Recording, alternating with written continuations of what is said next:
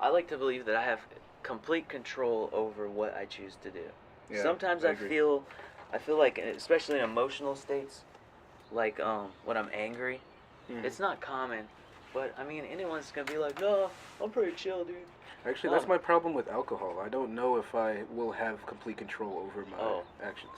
Well, Like it doesn't matter what I do. It's that I want to like choose to do it. That makes sense. yeah, you might fucking drink too much and 2 months later you got a kid. You know? That's not how I've acquired my children. Yeah. But I've heard stories, and you could catch a case. You could break something. Yeah, dude, people get real fucking sloppy when they're drunk, dude. Yeah. Stop making good decisions. But people say drunk thoughts are sober truths, right? Is that the saying? Like, I don't know if I subscribe to that. I don't know about that. I think actually it's a confusion. I think drunkenness is a confusion, and it's kind of exciting because it's like a random number generator as you're going through something. Really? Yeah, bro. I've never been drunk. Again, a metaphor. Oh, really? Okay, really? Shit. Yeah, I've had drinks before, but I've never to the point of getting drunk. Okay. I lived in Germany, and I was 14, and I think that they let us drink in like bars, like legit bars, dance clubs. You go in there, like if I really wanted to, I probably could have gotten any drug I wanted at 14. I was like, this is a fucking crazy environment, but I think it actually was good because I was so young that I was like, oh, I'm not into this. You know what I mean? Like I made an early decision because I had early exposure. Right. You know, and I think some people, like people that have a sheltered life, and I mean, I could have also gotten drunk and like fallen off a bridge and died as a 14-year-old. I know I've fucking slipped down some shit when I'm drunk. Natural selection, though. Is it? That's what I'm saying about consciousness, though. I feel like I have control. I feel like when something happens, I really do feel like I could punch this motherfucker or I could walk away. Like every time I feel that way. And you gotta kind of, it's like this setback voice. You know, there's you, and then there's like a little bit back, and it's not a mask. It's more like, it's almost like two adjacent lines, you know? And there's the other consciousness of like, kind of like a 7-second time delay or something. I try to keep that going. I always get confused because I know exactly what you're talking about. I don't know the way. But sometimes it's like they switch places. Does that make sense? Like, oh yeah, fuck yeah. Especially if they're not close. Yeah. When you get too comfortable, you don't know which one to listen to. It's yeah. Like I start trying to figure out. First, I try to identify the voice. So that's a good point. Which voice should I listen to? So I guess that could be also interpreted as bipolarity. Yeah. You know, or like good and bad, positive, negative. You know, yeah, okay.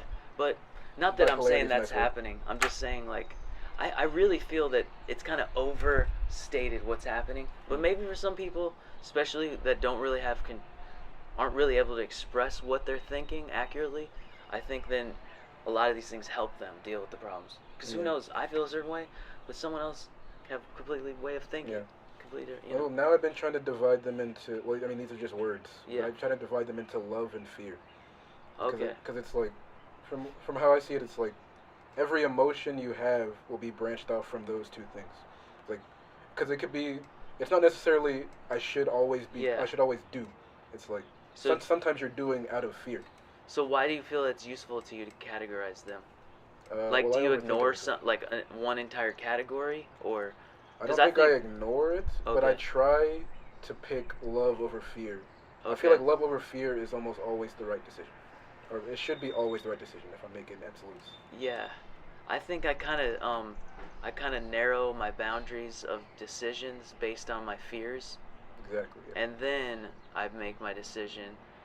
The other way you could be is like you decide what do I say? You decide what you're gonna do first, and then you're just in a state of fear the rest of the time, where you're just like you start first of like, I'm picking a path, and then as you pick that path, you avoid things that you're afraid of, so that it just keeps living. The dream keeps living. You know what I mean? I don't know if you should avoid. Dude, I have a good example even. Shit. Okay. All right, man. This might not be good to say, but I should say it. Like open mics, people go to them and they are imagining their dream is happening. But really, they are dreaming with other people, living their dream, with almost no one witnessing the dream except other dreamers. You know, like there's few audience members. You know, some people try to base who they are based on like their social media followings, but you could actually just fucking really work hard and get a bunch of clicks. Maybe that's the move. I don't know, but I feel like marketing is a much better move. You know, find a targeted audience that already fucks with what you do anyway. Wait, and don't get off topic from this one. Oh, really? Okay. This one's important. Because it overlaps. For me, everything overlaps. You know, it's a fucking spiral. Yeah. I can keep layering them in, but I think it distracts others. That's true. What were we just talking about? So we gotta go. You're living. People at open mics, they feel like they're living the dream, but no one else sees the dream. Well, I don't know if they don't see it. I can see other people's dream, but I can also witness it. Like I can be like, oh, this is happening.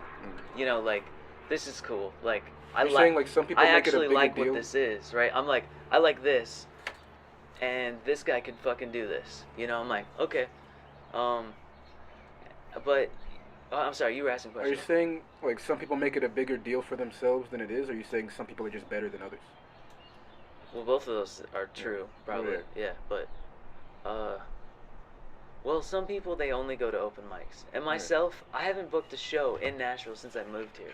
Yeah. I probably have I did a show for Roy, for Foundation, and I kind of, what do you call it, like, shoehorned or bootstrapped the group of dudes I was playing with at the time into that show, and I think it really held it back. And it's probably fucked up to say that, but we just didn't have enough preparation time, and I feel like some of the people in the group were super uncomfortable with it and super stressed out. That's for damn sure. They definitely expressed that, and it kind of changed the whole experience for me. Like it changed my performance. I kind of blocked it out, and I think what I played was what should have been played, but my personal experience was way different. And it's not an experience I want to have really. But like being forced to play shit that you don't really care about with short notice. I did enjoy it. It was just, it's more like, you know, when you're in a group, other people have completely different ideas, and you kind of have to decide, do I accept it? How often is this gonna happen? I don't know. I guess it happens often, pretty fucking often. So that's what I like about your band. Is like it's like egoless. There's no person at the top, but you all contribute I equally. fucking need to be at the top sometimes, though, dude. Or other people need to be. Yeah. I want it to be more like anyone can be at the top. That's what I'm saying. But I think that it's like the empty throne you were saying, like Freemasonry. Unfortunately, there is a portion of that that overlaps. I feel like that aspect is definitely my own consciousness, because it was through that consciousness that I started investigating those ideas, and I feel like it's a fucking trap, personally. A trap of consciousness, predefined ideas by people that were here 50, 100, 200 years ago. It's okay, use it as a reference, but I think it's extremely limiting. But maybe it isn't. I don't know. Maybe the more you know, it creates way more confusion. So you just personally, don't want to just believe these things. I think it's a balance between, we were talking about fear, remember? Balance of love and fear. I don't know. Some people I think just will completely ignore their fears, or they'll only listen to their fears. And it's almost like you gotta listen to them, but like don't let them decide. Like it's like you have to face your fears in order to get over them. Yeah, I think you have to. But sometimes fear is logical, so I don't know. Yeah, it's definitely logical, man. If you're in an environment where you hear some dude that's all like, you know, screaming about how he's gonna like, I'm gonna launch this bomb or some shit, you know? You should be fucking afraid. Yeah, get away from there. You shouldn't be like, man, that guy needs some love. Like, I need to hug that guy. Yeah. But maybe you run away out of love for your own life. Yeah. Well. But now we're getting bogged down in words. Yeah. But true, the other side of that coin is, what if you did stop